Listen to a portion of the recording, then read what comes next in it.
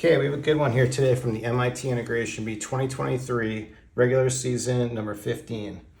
We have the integral from minus infinity to infinity of all this stuff here, dx. Okay, this is a pretty intimidating looking expression. It's kind of weird to have so much of this kind of stuff going on, so much algebra to deal with. The thing I noticed first though is if we kind of don't worry too much about what's inside here, if we could do a u substitution right here for all this, if it cleans up, if we could get something like 1 over 1 plus u squared, then we've got our arctan formula.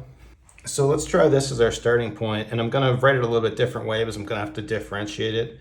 So let's write it as x minus 1 to the minus 1 plus x minus 3 to the minus 3 plus x minus 5 minus 5. Then we'll take a derivative on this. Let's see what's going to happen. So first, just power rule, it's going to be minus 1, x minus 1 minus 2. Here it's going to be minus 3, x minus 3 minus 4. Then here we're going to have minus 5, x minus 5 minus 6. And now let's just rewrite it, but putting it back into the form the way they have it in the problem. But what I'm going to do is we've got a minus and everything. Let's factor a minus out in front. And what we notice is all this here, ignoring the minus sign, that's going to be everything up here. So we really have it set up pretty nicely. One thing I want to do to make this work perfectly is let's just multiply in a minus sign right here. And so I don't change it, we'll bring a minus sign up front. And then we go ahead and we do the substitution. What's going to happen, this is just going to be real basic, du over 1 plus u squared. But then there's a couple of things. We go and we update the bounds. You look what happens when you plug infinity in here.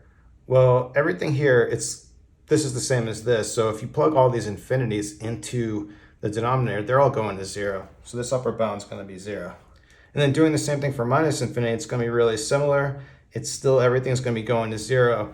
One little difference, it's going to be going to 0 from below. So we could write this as 0 minus, and we have this integral going from 0 minus to 0 plus. And if we do this out, basically what's going to happen is we're just going to get 0. And that's fine, but the only thing is it's not the right answer. It's not what MIT has in the answer key. And the other thing that I'm really ignoring is we have all these discontinuities. We've got all these problems here because clearly so our bounds are everything. The bounds are minus infinity to infinity, so we do have to worry about 1. So when x equals 1, that's a problem. We're dividing by 0 there. 3 is going to be a problem here. 5 is going to be a problem here. So what I really need to do is get rid of this completely, and we need to split up this integral. So I think what we're going to have to do is split this into 4 different integrals on these 3 different discontinuities in order that we can get 4 continuous integrals. One thing I want to do though, if I'm going to do 4 integrals, I don't want to write this thing 4 times. So let's just put a label. Let's call this whole thing here. Let's call everything inside the integral f of x. So I have some shorthand. Okay, so now I have this rewritten with the minus sign pulled out, and I want to be pretty careful that we're here like we're approaching 1 from below. Here we're approaching from above. So I have that all in here just so that we can get the right values. Now, one way you could do this to update these bounds when we do the substitution is just looking at a graph, as you're going to be able to clearly see when any of these values are going to plus or minus infinity or whatever. But we also can still do it pretty easily just plugging in over here. So I'm going to do it that way for this. So we'll have our minus sign out front.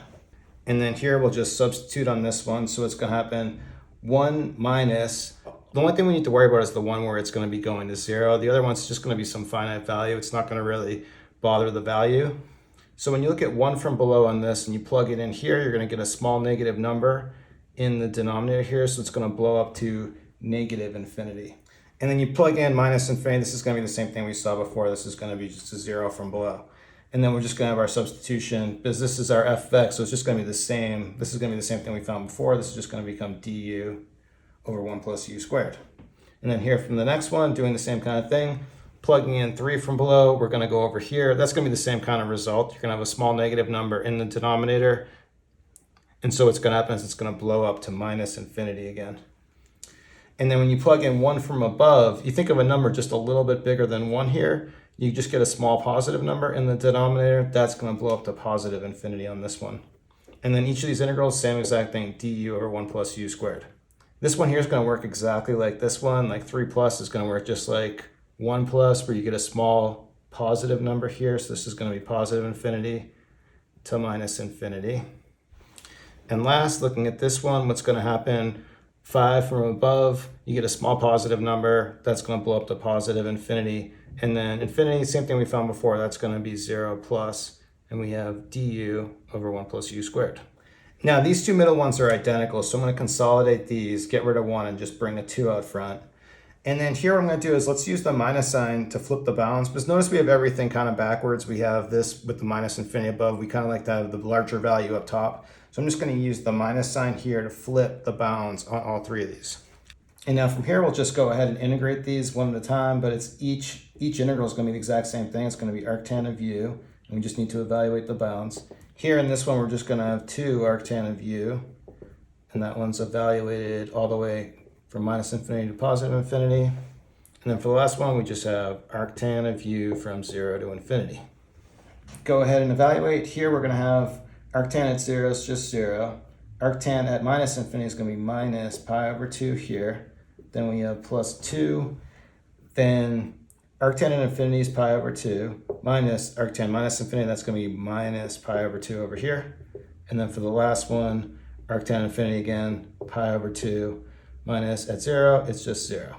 Minus times minus is plus. Minus times minus is plus. This right here, putting those together is just pi.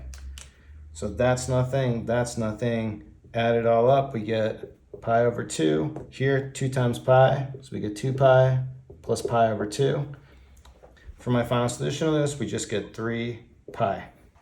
Okay, so there you have it. Kind of straightforward in a way, but there's like a lot of places to make a mistake with the bounds and the evaluation. I think when I did it on paper, the first time I got, I think the first time I did it on paper, I got like minus 2 pi. I don't know how I did that. I just got my signs reversed. So anyway, there you go. Thanks everyone for watching. Have a good day.